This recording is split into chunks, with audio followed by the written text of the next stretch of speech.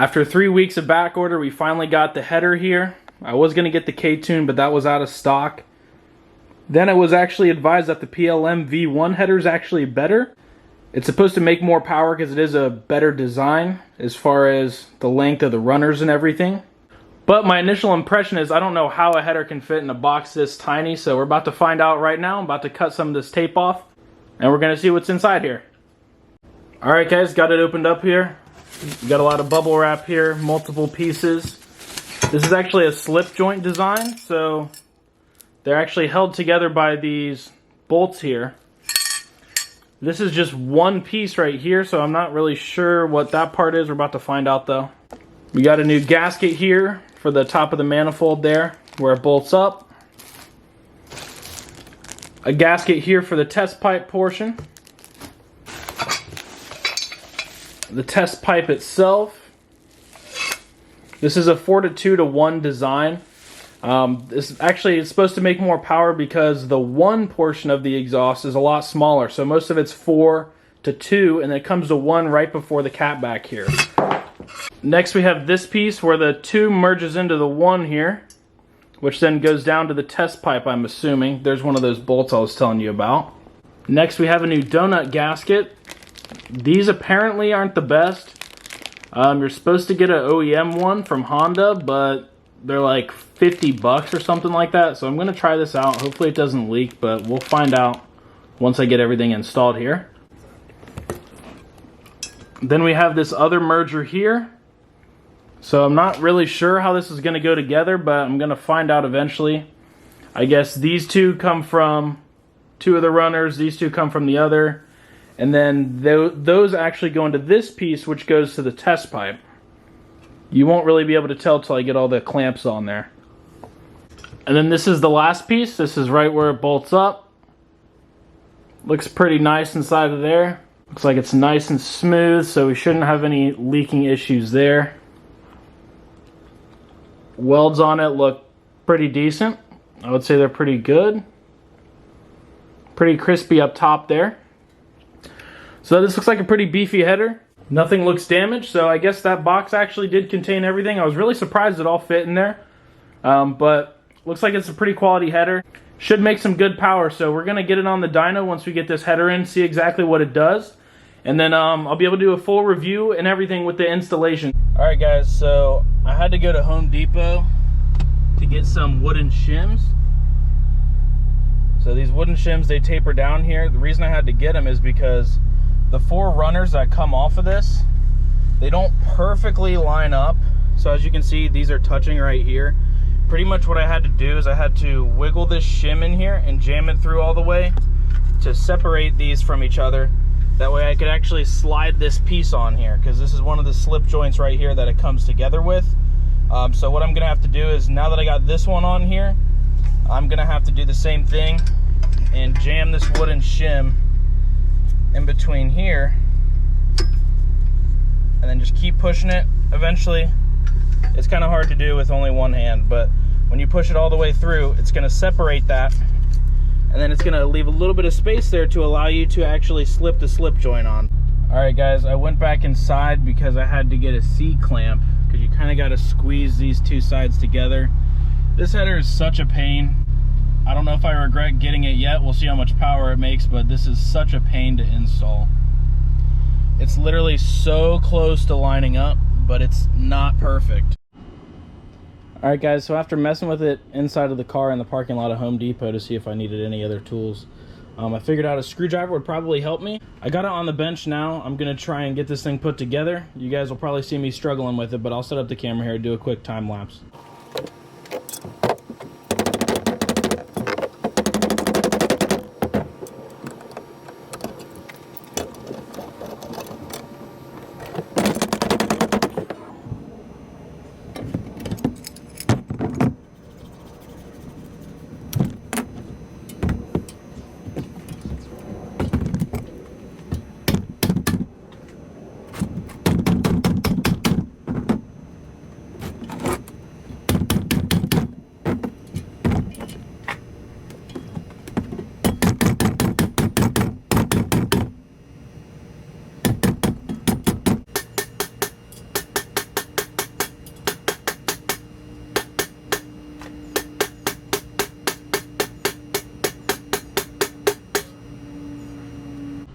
Alright guys, against my better judgment, I used a mallet and I just hammered on that piece there that wasn't going in, and it actually slid in. So it's a really tight fit, but it does actually all line up.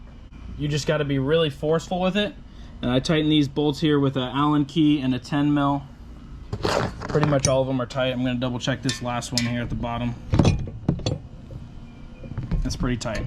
So I'm going to go take this to the muffler shop, get this welded onto the exhaust. We're about to see what happens. Alright, after fighting with this old header forever, I got it out. There was a heat shield here that was a huge pain. Plus there's a bracket that I had to angle grind off because the bolt stripped. It would not come out without taking that off, so I had to take that off. But this is a stock shorty header going to the Burke 3-inch test pipe. It's the old setup. There's probably a ton of turbulence right here, which is probably a crazy power killer, but this is the PLM next to it. I still have another test pipe to put on the end here. But yeah, that's the before and after there, so hopefully we'll get some pretty good gains off of this.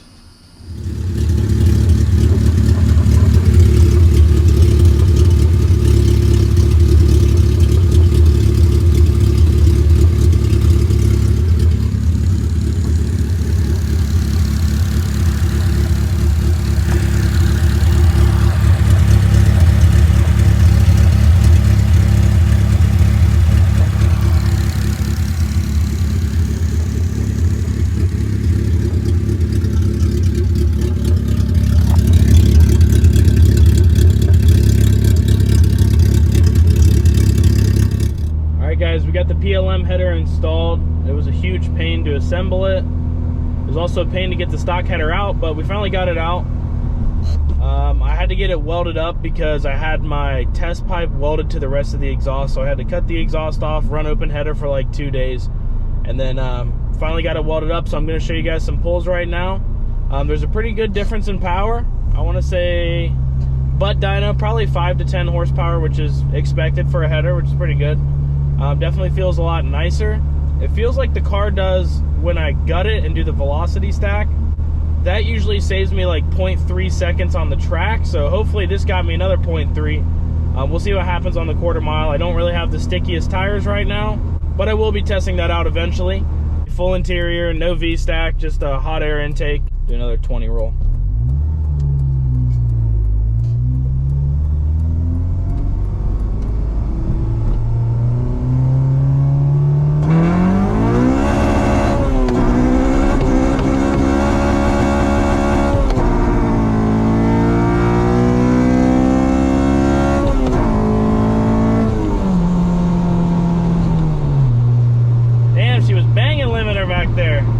Was really wet for some reason. It rained a few hours ago, but that sounded pretty sick. Drop a like for that pull right there. I only spank limiter for you guys. I don't really beat on the car too much, but I had to do it right there. Couldn't pass up the opportunity.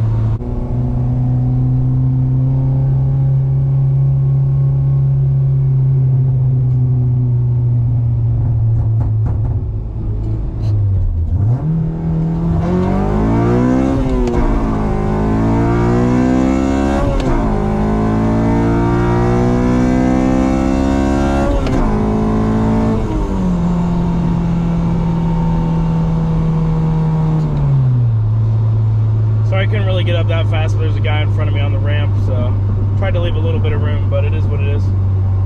Feels pretty good. Can't wait to see what it makes on the dyno. Probably do that in the next month or two here.